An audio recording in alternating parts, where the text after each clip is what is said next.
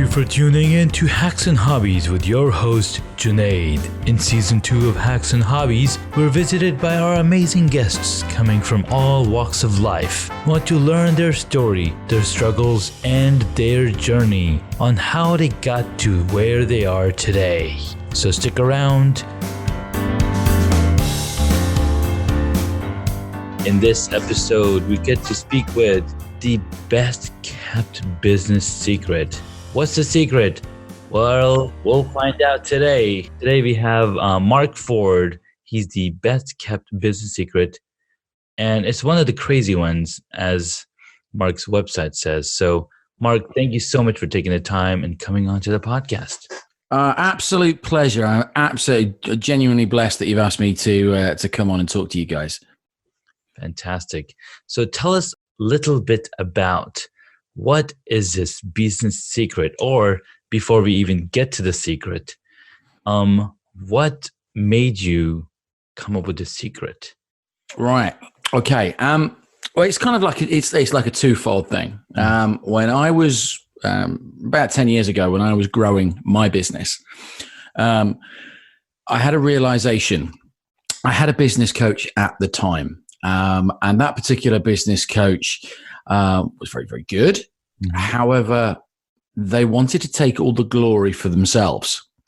So if I give you like an idea, they would post on social media and they would be telling people things like news just in, such and such business has just had the best 6 months they've ever had. Amazing what happens when you do what your business coach tells you. Okay. And that sounds quite frivolous in just a moment. But when you're seeing this being constantly posted about every single business that he works with, mm-hmm. I am absolutely all for the fact that he is obviously very successful, hence why the businesses are successful. However, I also was very well aware that he is really only part of that business for like an hour a week on a Skype call. Yeah. Whereas the business owner themselves is sort of like waking up thinking about their business. They are going to bed thinking about the business. All the other hours, bar that 1 hour, they are putting in the blood, sweat, and the tears. Yeah. So I began to sort of like see that as, do you know what? Actually, the real success is from the business owner, because they're the ones that are, they're putting the passion, they're putting the energy, they're putting all the emotion, all the effort into their business. And actually that success, although that individual had guided them perhaps or nudged them in the right direction, is their hard work. So you weren't seeing them going, do you know what, we've had the best year, we've had the best 6 months of our lives. Yeah. But their business coach was kind of taking the credit for it. And then I sort of like, we parted ways because it got to the point where the ego was just getting out of hand. Posted a picture on Christmas Eve. There's him, his wife, 2 adult sons. There's a Christmas tree with presents that come out to the middle of the living room, and there was a caption underneath it saying something along the lines of, this is what success looks like. Mm-hmm. Now, I'd been talking at that point to a couple of his clients just as friends, and they were struggling their backsides off. They were struggling to pay their mortgage. They were struggling to pay their bills. But here was a guy just, basically just thumbing it up to everybody going, look how rich I am. Look how fantastic I am. I just took that as a bit distasteful at the time. So there was that aspect of it. And then it got to the point where I started coaching about 5 years ago now. And as you do, when you first start out in this role, you want people to recommend you. And I was working with one particular business and I said, look, are you happy with everything? And they said, yeah, we are absolutely over the moon. It's great. And I said, look, well, can I ask you whether you can recommend me? And they said, no. And I said, what? They said, no. I said, I thought you were happy with everything. And they said, well, we are. But why would we want to give you to any of our rivals? Why would we want to give you to any of our competition? you're our best kept business secret. And that first time, I took that quite hard. I've got to be honest, I took it really hard. I was having a proper man sulk for some good weeks after that. Yeah. About 3 months later, I go into a very similar position with another business. And again, I asked for a recommendation and they said no. And virtually word for word, they said the same thing. And you know what? I just thought, okay, this is a sign here. There's somebody's giving me something here that, there's a sign. So I kind of embraced it and I started calling myself your best kept business secret. But it's also because all the businesses that I work with, I am not going to promote myself off the back of them. I will tell people that they're very happy for me to say that I work with them, but I'm not going to say that their success is down to me.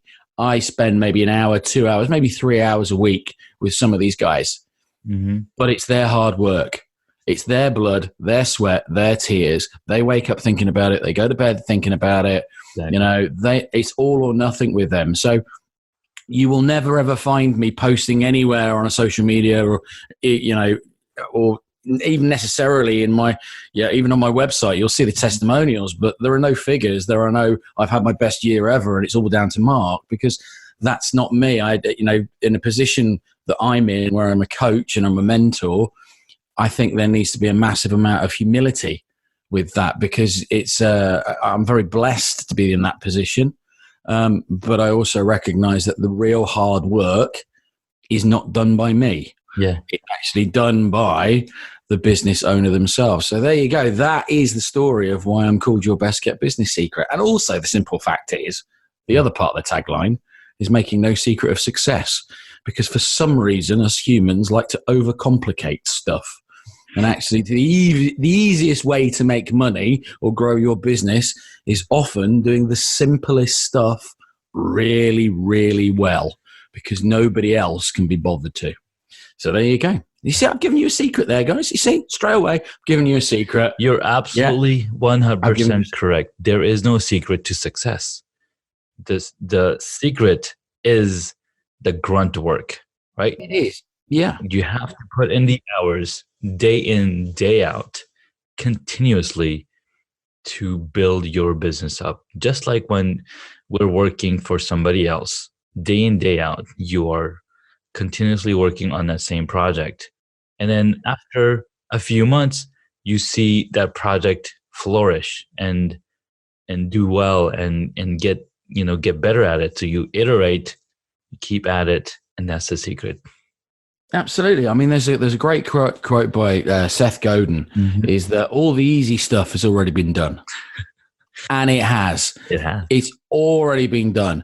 And here's the thing, is that when people are trying to sell really expensive funnels for things, and if you do this particular way of doing things or that particular way of doing things and follow this blueprint to the letter, invariably it doesn't work. Because actually, if it does work, it just means that nobody in your sector was doing it in the first place, which is great. But you can't replicate somebody else's success, especially if they were there first. So every business is different. And again, this is one of the things that I talk until I'm blue in the face with. There are certain coaching organizations out there, and they're very, very well known, that use a process, a program. You have to follow this process. You have to follow this program so that you can get business success. They use the cliche of working on your business, not in your business, that type of thing. They try and position your business so that you can sell it. But do you know what? Here's the thing. What happens if somebody doesn't want to sell their business? Here's the thing. What happens if somebody is just quite happy earning £100,000 a year? 2 nice cars on the drive. They go on 3 holidays a year. Their mortgage is getting paid off really quickly. They can afford to do what they want when they want. Do you know what? Every business is different. Every single business on the planet is as unique as your thumbprint, as your fingerprint, as your teeth, as your DNA. It's just unique. So you can't coach. You can't do the same things with a business that's identical to another business in the same sector. You could have two greengrocer shops. Mm-hmm. They're both selling fruit and veg. Mm-hmm. But the guy running the one greengrocer shop has a very different personality to the woman who's running the other. So, who is his ideal customer? Who is her ideal customer? How does, what are his goals and desires? What are her goals and desires? Mm-hmm. So by trying to stick them into the same funnel, into the same process, you're going to get varying degrees of success from, complete abject failure to superstardom. But you almost have to find a way that business owner is going to accept, is going to take responsibility for that business to be grown, but they have to come to those decisions. That's what proper coaching is, rather than just mapping it out and do this, then this will happen, do that, then that'll happen. There are way too many people out there making spreadsheet millionaires overnight, and you're right. It's about the grunt work. And, I was talking today to some female entrepreneurs here in the UK, and they've all got very, very different businesses. And the one thing that we were talking about when we were talking about the basics was somebody mentioned overnight success. Mm-hmm. And I said, it's a complete lie. Yeah. Overnight success does not exist. It has never existed and will never exist. Because it's just that when you see somebody and you deem them an overnight success, that's because you've just become aware of them. You have not become aware of the 2-year, 3-year, 4-year, 10-year, 20-year amount of work that it's taken them to get to where they are. And all of a sudden people go, oh, you're an overnight success. You've come from nowhere and here you are, you're an overnight success. No, they were always there. It's just that you've become aware of them and more people have become aware of them. So now you think that they're an overnight success. Right. So, no silver bullets, no easy ways. One of the simplest secrets is, prepare to roll your sleeves up and do some grunt work, because in the end, it will pay off. That's so divine, because it's funny. I was talking to a friend of mine about, existing, and how you finally see, okay, oh, these guys are coming up. They're overnight success. Well, what's funny is I was talking to a friend of mine, and he's the one who gave me the idea of starting, talking about Queen Bee and how Queen Bee is Beyonce for my podcast.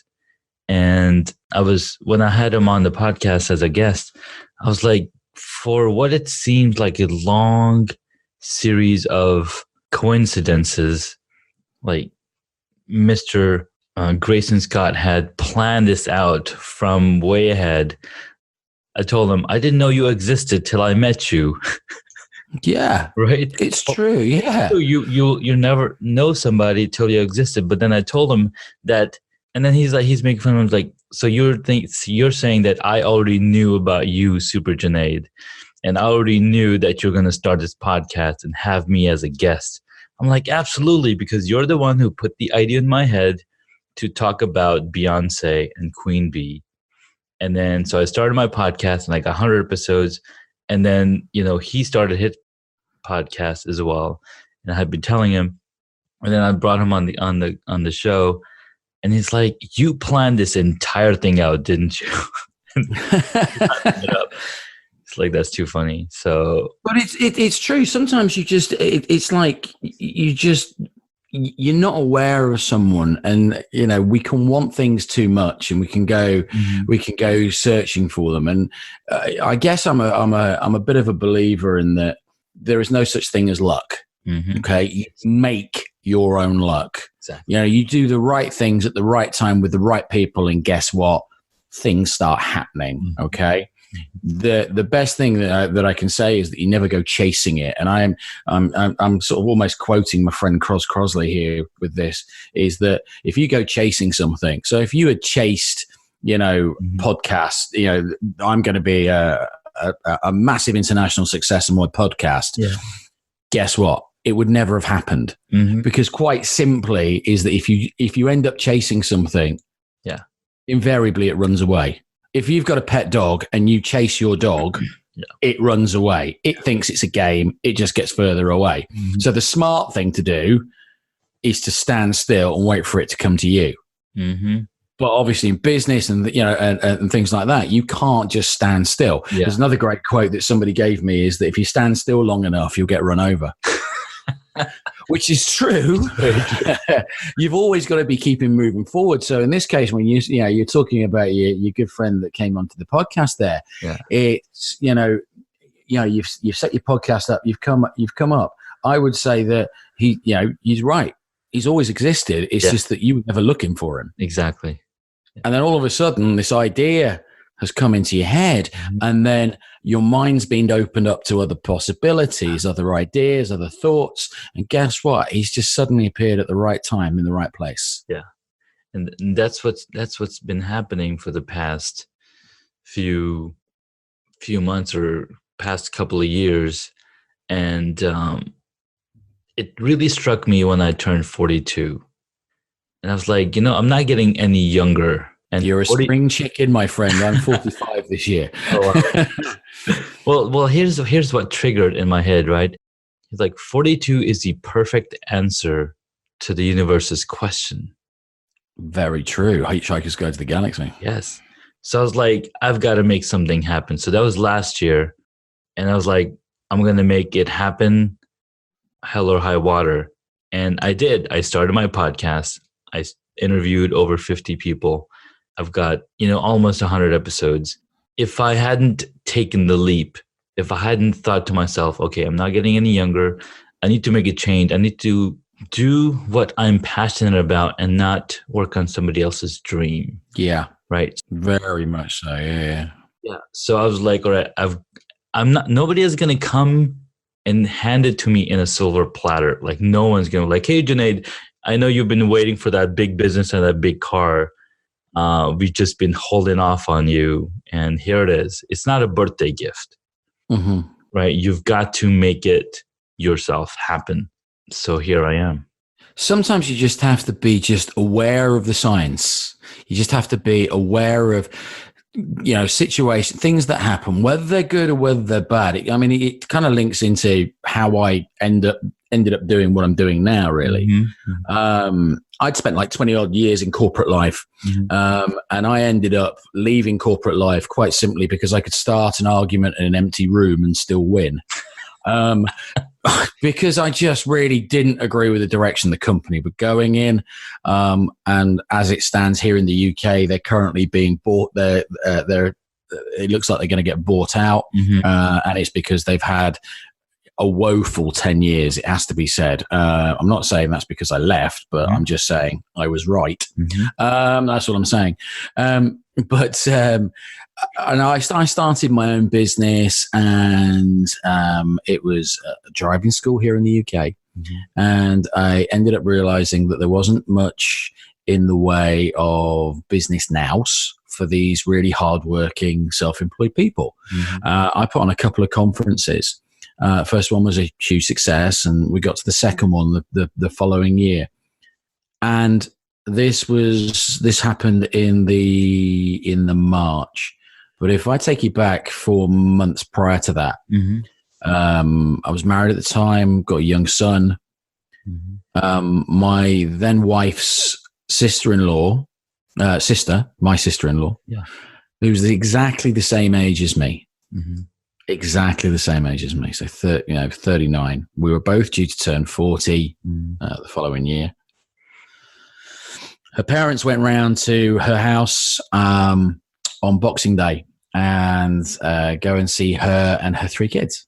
And as she got up to go and make a cup of tea, she collapsed of a massive heart attack. Whoa. No one saw it coming. No one knew it was coming. It just came completely out of the blue. Effectively, those 3 kids lost their mum within minutes on Boxing Day that day. Now, the family was a very small family. Obviously, the kids have now are very, very happy with their father, which is great. There was a lot of beef and a lot of hassle going on at the time, but because there was a bit of a fractious family sort of like connection going on there, a lot fell on my shoulders.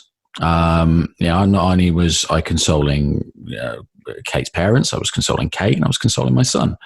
And it was one of those things that, selfishly, looking back on it now, nobody ever asked me whether I was okay. Yeah. If that makes sense.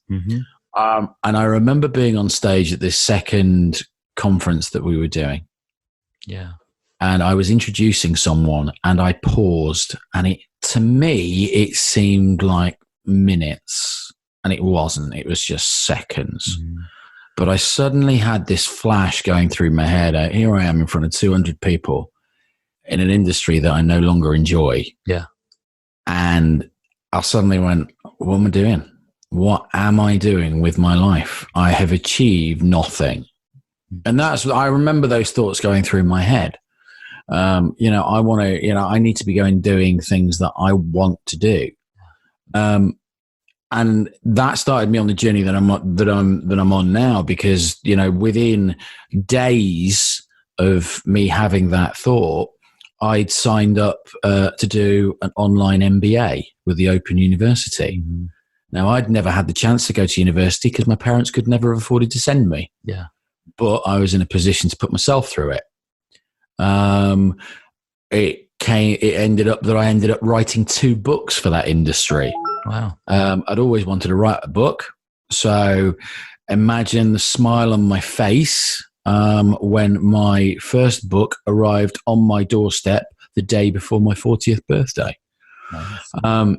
And it goes to show you that if you start looking for signs of things that, to change your life, to change your direction, they can be good signs, but they can also be bad signs. And it's nobody, Todd Henry in his book, Die Empty, there's a great line in there. Nobody ever lay on their deathbed saying, I wish I hadn't. Everybody lies on their deathbed saying, I wish I had. Yeah. And sometimes you just got to take the bull by the horns and you just got to go with it. You got to run with it. For better or for worse, you got to run with it, because you don't want that regret. When you're sort of like 85, 90 and you're lying there going, do you know what? I wish I'd done that parachute jump. Yeah.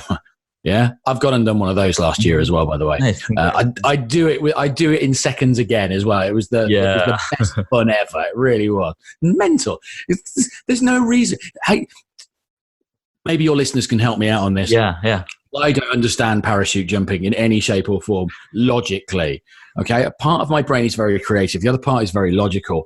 But I don't understand why us humans, want to get in a plane, go up in the air, and then fall out of a perfectly good aeroplane down to the earth again. That doesn't make any sense. It doesn't. Really doesn't. To me, that's almost like getting in a car and whilst driving at 100 miles an hour, cutting the brake lines and then seeing if you slow down in time. It doesn't make any sense. Well, I think it goes all the way back to our looking at the birds and our passion to fly. Oh, this is going to be deep. I can see this. This is going to be deep. It's passion to fly. Like, we want to soar the skies. Like, no, not anybody will step out and look down at the ground and like, hey, I wish I was there. No, we look up to the sky and like, hey, I wish I was flying. I mean, it's innate in the nature of human beings to be higher than we are today. Yeah, but do you ever think that birds look at us and go, do you know what? I'd really like to have a good walk. Never. They never think of that. Well, they do though. Birds, they don't fly everywhere. Birds walk. They walk a lot as well. So I'm just thinking perhaps birds have got the opposite, going, do you know what? I'd really like to just put my feet up down here. Just have a sit down. That'll be all right. my wings hurt. Yeah. But that's the other thing about the birds and how God created them with hollow bones. So they're not as heavy as we are, with our bones filled with the juice, the creation juice, whatever you call it. Yeah. I just think God made far too many humans with hollow heads, let alone hollow bones. You're absolutely right. We are indeed full of hollow heads. Here's another business secret for you guys, right? Okay, when you're running your business or you're making a product or you're doing a service, You can make something idiot-proof. It's just that God will make a better idiot. That's it. That's all I'm giving. I'm giving you another one. There you are. You can take that one to the bank. It's true. You can take that one to the bank. Deny it if you will. You honestly deny it if you will. But seriously, there are child-safe things to stop us getting paracetamol out. That honestly, they stop most adults getting paracetamol out. So obviously, we haven't evolved. We have not evolved at all. It's so funny. That's why we need coaches, right? That's why we need mentors, and because so this is interesting because I know this is your show, right? I know this is your show. Yeah. But I'm going to throw a question to you. Of course. What do you think a coach or a mentor should be? There you go. Because when I go networking, the amount of people that say, what do you do as a coach? What do you do as a mentor? Yeah. And I'm always interested to find out what they think a coach or a mentor should do. So you tell me what you think a coach or a mentor should do. That's a really good question. A coach or mentor is someone, if you take the example of an athlete and a coach, and what a coach means for an athlete, like there's hundreds, even thousands of basketball players, right? And they depend on those coaches to help them be better at their own game. There's hundreds of athletes, there's thousands of athletes, and every athlete has one or two coaches to make sure that they stay on the track, because our mind wanders so far beyond. That's why we have the schooling system, so we can help people learn some of the things that will get them to a point that is successful. But again, it's a guidance system. For example, GPS will tell you, okay, take the next right, take the next left. So that's what a coach helps you do. Get to that final destination. Make sure that the journey that you're taking to be successful, the coach has been there. He's taken those routes, right? So he knows exactly what turns to take, which stop to stop at, which bus to take next, right? So the entire step by step, this is what you got to do. And it's not the same for everybody. Mm-hmm. And the coach understands that. You see, that's interesting because I disagree slightly. Okay. I was agreeing with everything until you said the coach has been there and done it. And I'll give you a great example. Here, obviously, here in the UK, we play soccer, football, whatever you want to call it. Mm-hmm. People who call themselves coaches do different things at different levels. And I'll give you a great example. If you are the football coach of an under-12s football team, mm-hmm. you have to teach them how to strike the ball. You have to teach them how to pass the ball. Mm-hmm. You have to teach them about formations and sort of like sticking together, just the basic fundamentals. Mm-hmm. If you then sort of like go up several levels and you go to League 2, we have League 2 here. So we've got Premiership, Championship, League 1, League 2. League 2, they can play football. Mm-hmm. They know how to play football, mm-hmm. but they get very well distracted. Mm-hmm. So therefore you have to remind them how, good they are, what their roles are, and be very quite managerial in your coaching. All right. Mm-hmm. We then go to the Premiership. Can you imagine a coach telling a £50 million striker how to strike the ball? No. Or how to pass the ball? Or how to head the ball? No. The job of that coach is to understand and get the player to understand their best attributes and continue to get the best out of those best attributes, whilst also making them aware of the things that are holding them back. Now, notice I sort of said making them aware. Making them aware, yeah. Yeah, just making them aware, because You can't make someone do something they don't want to do.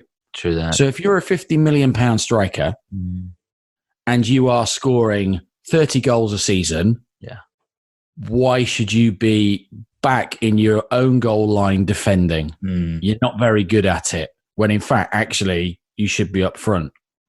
You might come back over the halfway line, which you haven't been doing, and put in the odd tackle to try and break up the play. That's fine. So you're improving your defensive play, but you're there for your attacking play.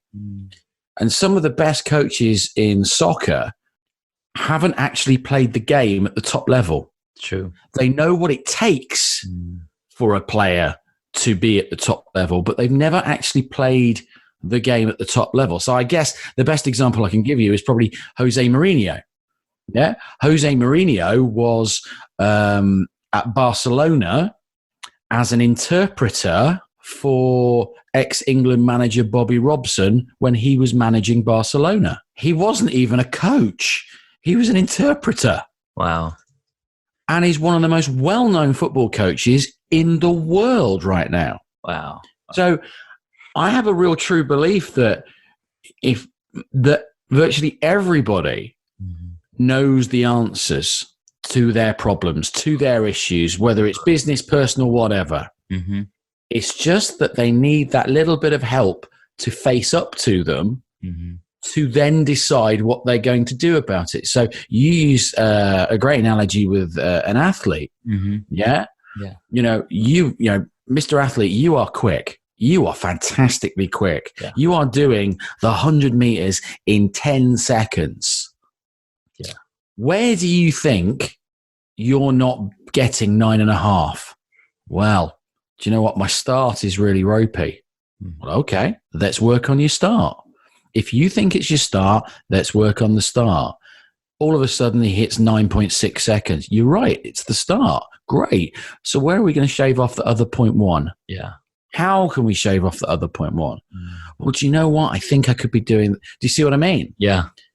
Yeah. And everybody knows the answers deep down. If they're honest enough with themselves, they know the answers. Like they know the answers of why their business isn't successful. Yeah. They know the answers to why they're not getting the right customers, the right clients. They know the answers to why they're not getting the money in the bank. They know the answers to, why their marketing's not working. It's just that because we're all incredibly proud beings, sometimes we don't like to face up to it. And I think that I was agreeing with you right up until you said that they've been there and they've done that.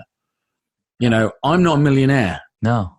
Fact. I am not a millionaire. I have a very nice life, a very enjoyable life, but I am not a millionaire. But guess what? I've coached businesses so that they are now millionaires. Yeah. Do you see what I mean? So it's a case of, did I need to be a millionaire to coach those businesses? Well, the answer is no. No. Because my view of success is different to somebody else's. Does that make sense?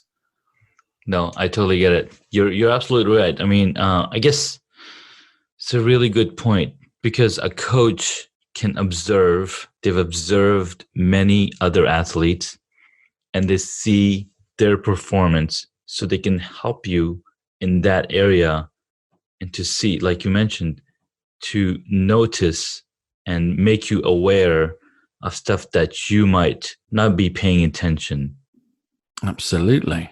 Great. You may be, because you are so focused. It's like, from my own story, I think one of the assets that I have as a coach is that I am very aware of when people are on the verge of burning out, of when it's becoming too much, of when it's getting overwhelming. And I am, to them, I'd like to think, their voice of reason and their conscience going, no, hang on, you need to take a step back. You need to have a rest. So if we go back to my story, when I started coaching, my marriage had broken down. I was coaching and I was writing books and I was writing blogs and I was doing podcasts and I was doing videos and I was doing speaking gigs and I was trying to hold my own life together and I was, still sort of like having my son every weekend, which is great. and I was spinning so many plates, but because I am a very proud human being, I just kept working harder, thinking that actually everything would sort itself out. And it didn't. And there was one Saturday morning that I'm just sat in the middle of my living room crying my eyes out. Yeah. I was knackered. I was worn out. I was beat up. I was empty, spiritually empty. I just wanted the ground to open up and swallow me up and just stop the pain. And I didn't see it coming. Yeah. And it's not until you become well again and you look back on things that you see all the warning signs were there. Yeah. And I now in my coaching, when I see somebody on the verge of, starting to, see those symptoms of burnout, I will call them or on a call with them, or I will go and see them and say, no, you need to take a couple of days off. The business is still going to be here when you get back, but you need to take a couple of days off. You need to go and look after you, because every single business, and I'm sure every person that's listening to this that owns a business, without you, there is no business. Exactly. There is no business. No. You are your biggest and best asset. Yeah. If you were a chauffeur of to the stars, and you bought a £100,000 limousine to ferry them all over the place, you would make sure that limousine was polished, was clean, was vacuumed, was road legal, was roadworthy, was fueled properly and oiled properly. Yet we don't do it with ourselves. We don't do that. That makes no sense. Yeah. And it's not until you go through something like that you have a real affinity with it, and you know the damage that it can do to people, to businesses, to relationships, to friendships, to business relationships, to business friendships. And I think it's, I think it's massive for a coach to be able to see those signs. If we go to sport, there's a lot more in sport where people who are on £5 million a year, or 200 grand a week, or whatever they're on, are coming out and saying they're struggling with anxiety, stress, and depression. And people are going, well, you're on 200 grand a week, you shouldn't be. No, because guess what? Related. It's not related. It's a chemical imbalance in your head. And actually, it's, by working harder, by doing the things that you've always done, you're always going to get the same result. Yeah. Something has to change. Something else. Yep. And, so when you are right. So when you see, some of the top coaches in the world look at all these other different aspects of life, or look at other athletes, or look at other ways of training, or look at other ways of doing business, or look at other ways of promoting and marketing, blah, blah, blah. That's the job of a coach, bringing a fresh set of eyes, a fresh set of ears in. Exactly. And doing it in that order, because we have 2 ears and 1 mouth. And I know I'm talking a lot in a minute, but we have 2 ears and 1 mouth. Yep. And we should listen more than we speak. Absolutely. Because invariably the answers are in what somebody is saying to you. Absolutely. You are on point. This is beautiful. I love it. Thank you. It drives in exactly where my thought process lives, and so we're in complete sync. Good man. We have some questions for our guest that we ask every guest. What is one hobby that you wish you got into? There's one hobby I wish I'd carried on and I'd really persevered with, and that's cartooning. Nice. Yeah, I did a lot of cartooning. It was about the age of 13 I started doing it. I call them doodles now because they're not as good as they should be or could be. And I know that because I just haven't put the time or effort into it, unfortunately. But I did graphic design at A level at the age of 16, and I went to go and work like a job week for one of the TV companies here in the UK. And it was in the early 90s, and it was really big. Teenage Mutant Ninja Turtles. Yeah, it was massive. And this TV company that I went to work for just for the week, I just doodled the Teenage Mutant Ninja toilets. Now, that doesn't even sound funny, okay? I appreciate that. But it was Teenage Mutant Ninja toilets, heroes with a chain on. That's all I'm saying. They were ace. Love it. I didn't think anything of it. I did these doodles and there was nothing of it. Yeah. And about 2 years later, I'd left home and I was working in retail at the time and I just finished a shift and I came home and I was living in a bed sit and I switched my TV on and there was a children's TV program on and guess what I'm watching? The Teenage Mutant Ninja Toilets. Damn it. Seriously. That's unbelievable. So yeah, it's one of those things that I go through phases that if I'm going to doodle, I doodle. If I don't, I don't. But I'm starting to use more of my cartoons in my presentations. So when I'm doing keynotes now, I'm using a lot of them. So yeah, there's a little bit more personal touch, if that makes sense, by using those. Cool. So yeah, I'm coming to the party a little bit late, but I'm glad I'm sort of falling in love with it again. Awesome. All right. Next question. What is your favorite movie or TV show? My favorite TV show, I've actually got two. Okay. All right. I know when I sent you the answer to this, it really took me ages to work it out actually, but I've got two. One is Suits. Okay. And the other one is Life on Mars. Life on Mars is about a police officer that gets run down and wakes up. He gets run down in early 2000s and wakes up in 1972. And it's amazing. The soundtrack is one of the best soundtracks you're ever going to hear. Nice. But it gave us the brilliant character, Gene Hunt, who is a proper copper.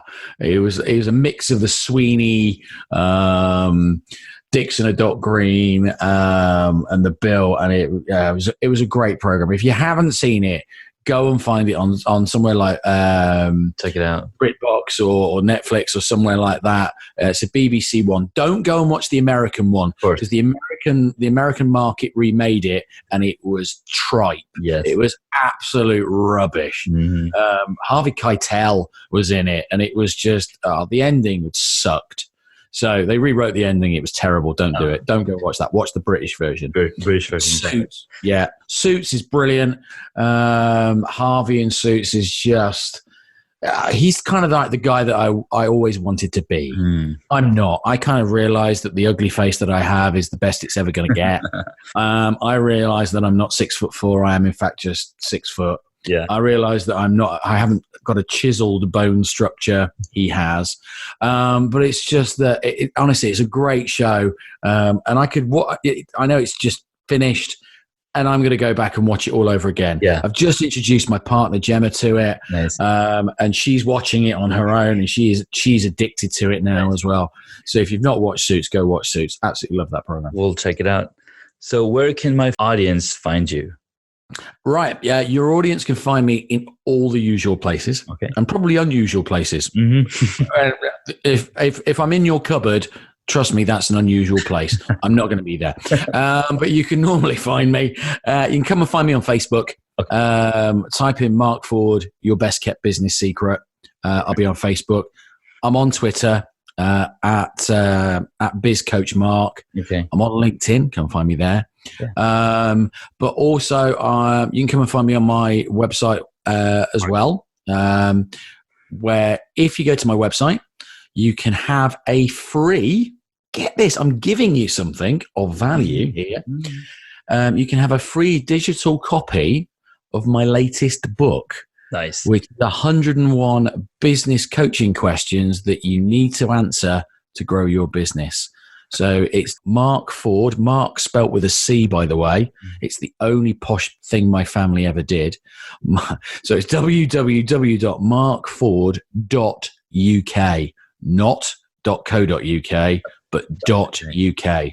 So www.marcford.uk, and you can grab a copy of my book there. And if you want to hear some stuff, you can also come and hear me on my podcast. There you go. So I'm going to get you on my podcast in the very near future. But if you want to go to iTunes or the usual podcast places, just type in Your Best Kept Business Secret and I'll be on iTunes and the usual podcast places as well. That's where they can come and find me. Yeah, I'll be sure to include all of the links to the show notes so the audience can find you quickly. And this was an awesome conversation. Thank you so much, Mark. Thank you for having me. Really enjoyed it. Thank you. Thank you.